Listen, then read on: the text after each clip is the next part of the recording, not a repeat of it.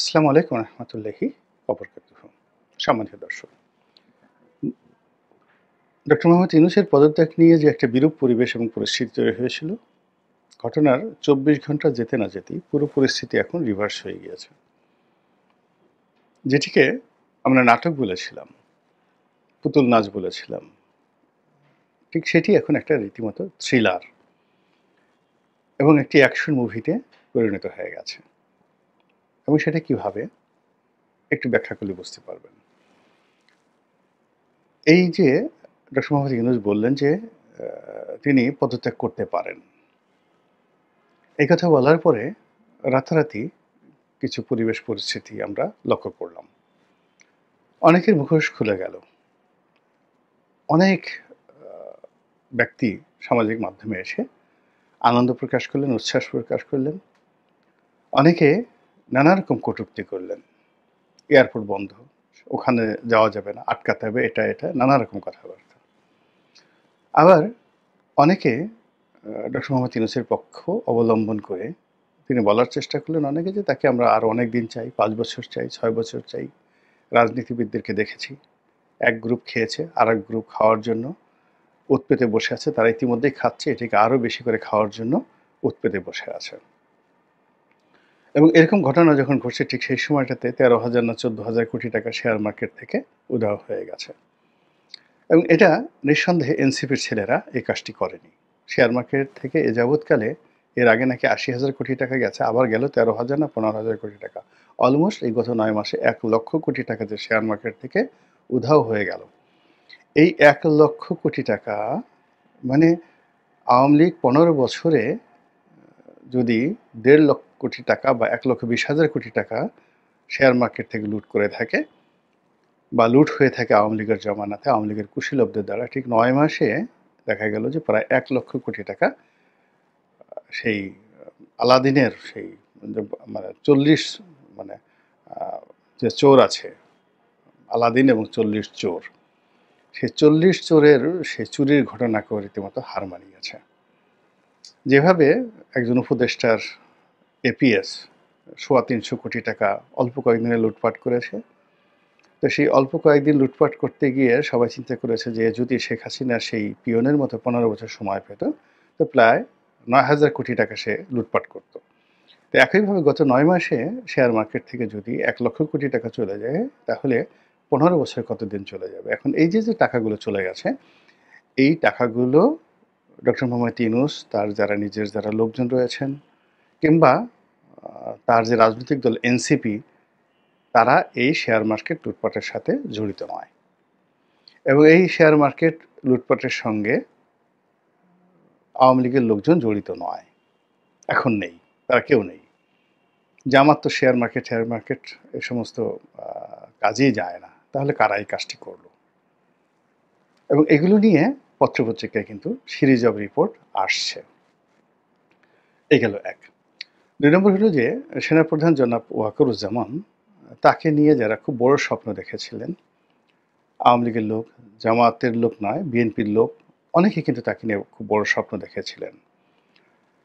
তাদের স্বপ্ন রীতিমতো ভেঙে চুরে চুরমার হয়ে গেছে। এর কারণ হলো এই ঘটনার পর জনাব ওয়াকারুজ্জামানের পক্ষ থেকে যে কথা এসেছে সেটা হলো যে তিনি প্রথম দিন থেকেই সরকারকে সহযোগিতা করে আসছেন এবং সরকারের প্রতি তার এই সহযোগিতা অব্যাহত থাকবে। একেবারে স্পষ্ট ভাষায় তিনি সংক্ষেপে এই কথা বলে দিয়েছেন এবং তিনি কার্যত সরকারের প্রতি যাকে বলা হয় আনুগত্য দেখিয়েছেন। এবং এই আনুগত্য যেন আনুগত্য নয়, এই কারণ হলো তিনি এই যে দরবার আয়োজন করেছেন, এই দরবার আয়োজন করা, তার বক্তব্য দেওয়া ইত্যাদি নিয়ে সরকারের যারা সমর্থক, তারা জনাব ওয়াকারুজ্জামানের সমালোচনা করে তার ১৪ গোষ্ঠী উদ্ধার করেছেন। তিনি রাষ্ট্রদ্রোহ করেছেন, তিনি সরকারের বিরুদ্ধে করেছেন, তিনি সীমা অতিক্রম করেছেন, তিনি এই কাজ করতে পারেন না। তিনি গত ১৫ বছর কোথায় ছিলেন? তিনি তো কখনো ভারতীয় আধিপত্যবাদের বিরুদ্ধে কথা বলেননি। তিনি ভারতকে যে করিডোর দেয়া হয়েছে, তিনি বা তার যারা সহকর্মী রয়েছেন ব্রিগেডিয়াররা, তখন তারা কোথায় ছিলেন? কেন বলেননি?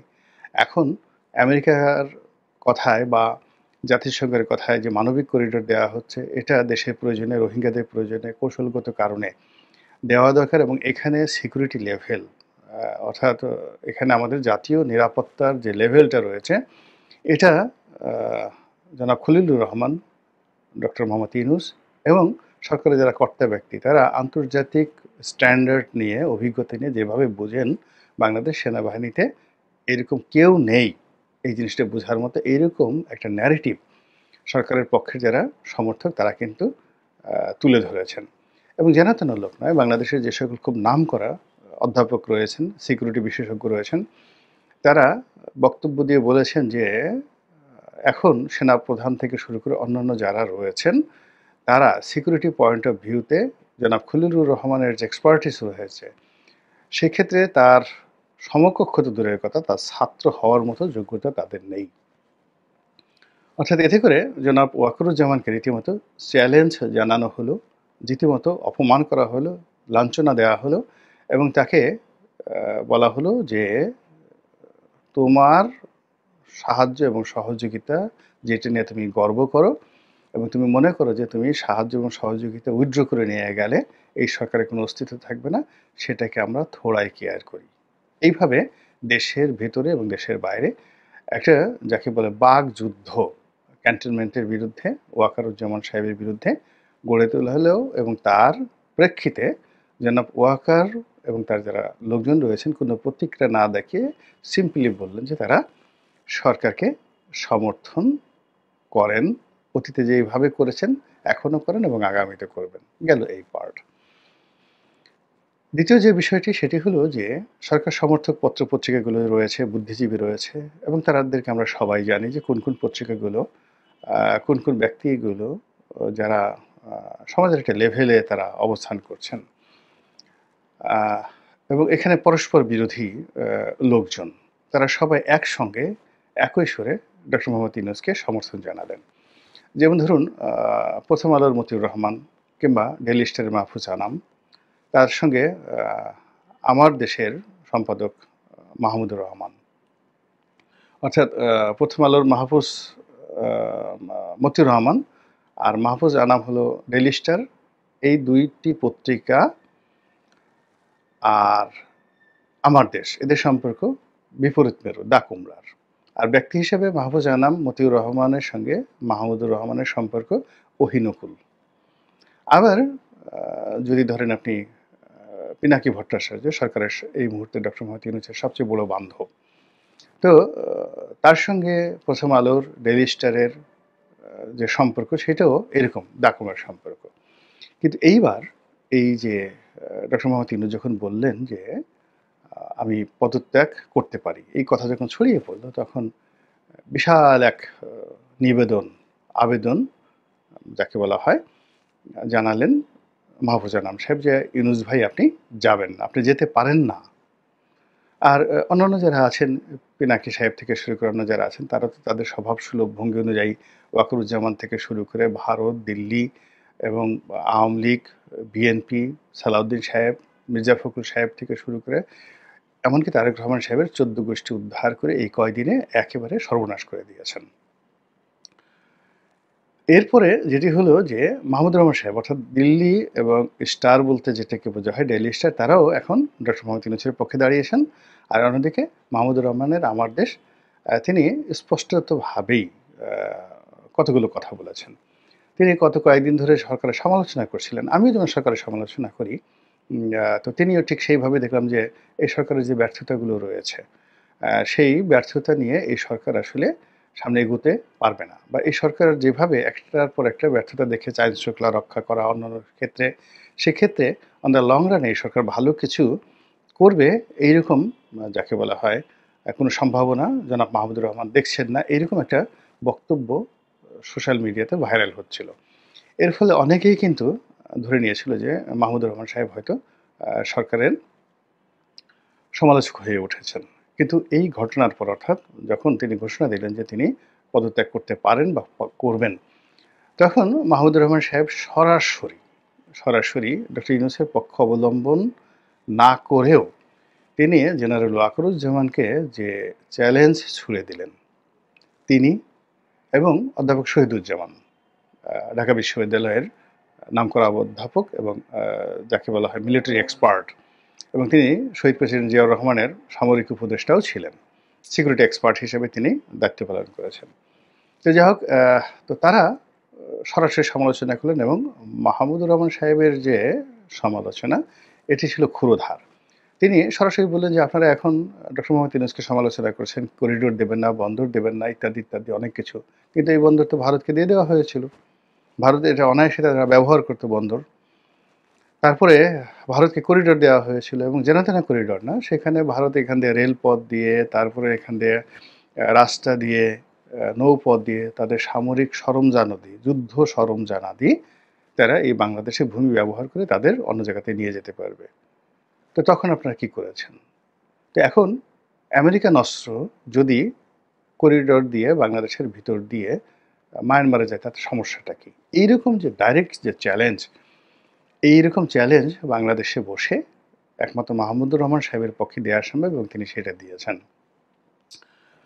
অন্যদিকে যেটা হলো, সেটা এই মুহূর্তে বিএনপি যে হার্ড লাইনার হিসাবে তারেক রহমানের একেবারে ডাইরেক্ট রিপ্রেজেন্টেটিভ হিসেবে যাকে মনে করা হয় এবং যিনি মির্জা ফখরুলের জায়গাতে অভিষিক্ত হবে জনাব সালাউদ্দিন সাহেব, তো তাকে নানাভাবে ট্যাগ দিয়ে তার যে ক্ষমতা, তার যে চলাফেরা এবং তার যে ব্যক্তিগত জীবন, এটি রীতিমতো হারাম করে দেওয়ার চেষ্টা করা হচ্ছে। বিএনপি বিরোধী শক্তি তো আছেই, তার সঙ্গে সঙ্গে এই সরকারের পক্ষের যারা লোকজন রয়েছেন তারা, অর্থাৎ তিনি রয়্যাল লোক, তিনি দুর্নীতিবাজ, তিনি এসালামের লোক, এরকম নানা রকম কথাবার্তা, তিনি ওর কাছ থেকে টাকা নেন, এর কাছ থেকে টাকা নেন, ইত্যাদি ইত্যাদি নানা রকম কথাবার্তা বলে তিনি রয়ের পক্ষে কাজ করছেন। ভারতে তিনি প্রাসাদোপম অবস্থাতে ছিলেন এবং এর সঙ্গে জামাত শিবিরে যারা লোকজন আছেন তারা, তার সঙ্গে সঙ্গে অনেকেই প্রকাশ্যে অবস্থান নিয়েছেন এবং তাকে এভাবে রয়ের ট্যাগ যখন দেওয়া হচ্ছে, ঠিক সেই সময়টাতে এই নিউজটিকে মূল ধারার গণমাধ্যমে এনে জনাব মাহমুদুর রহমান বললেন যে সালাউদ্দিনকে তুলোধনা করা হচ্ছে ফেসবুকে।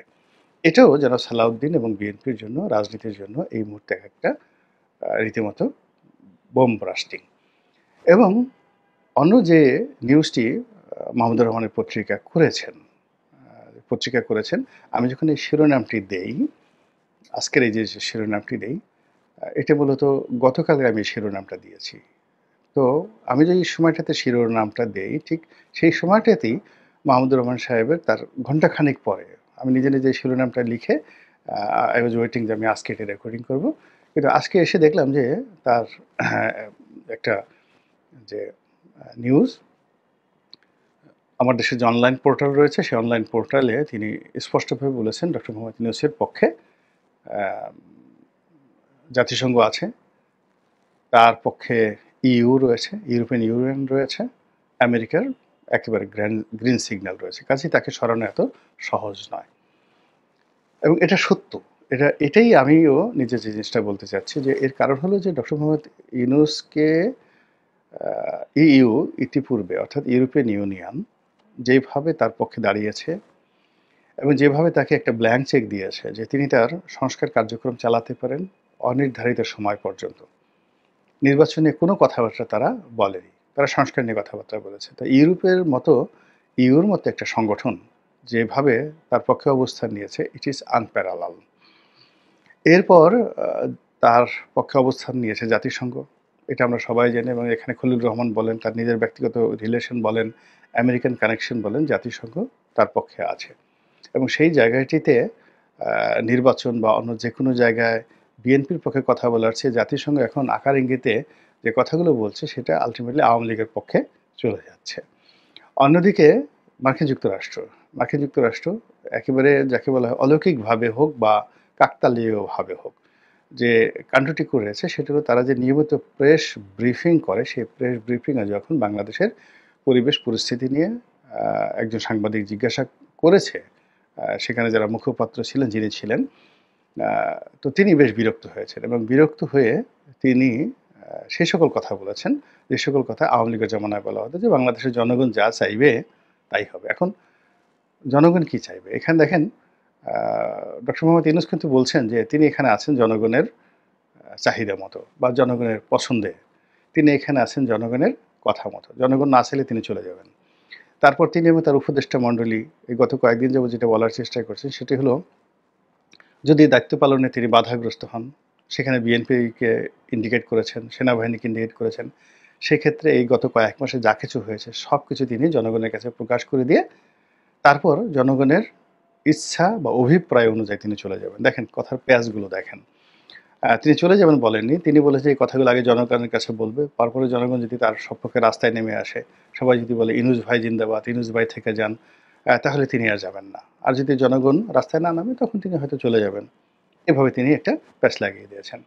তার অন্যতম রাইট হ্যান্ড, দক্ষিণ হস্ত, সেটা হলো অধ্যাপক আলেরিয়া সাহেব। তিনিও যে কথাটি বলেছেন এবং আলেরিয়া এখন বলতে গেলে তার সকল কাজের কাজই, তার রাজনীতি, তার দল, তার সরকার পরিচালনা, তার সেই সংবিধান প্রণয়ন করা, তারপরে তার যে ঐক্যমত্য কমিশন সবকিছু মূলত তিনি পরিচালনা করছেন এবং এই যে বিএনপির সঙ্গে যে সর্বশেষ বৈঠক হলো সেখানে তিনি উপস্থিত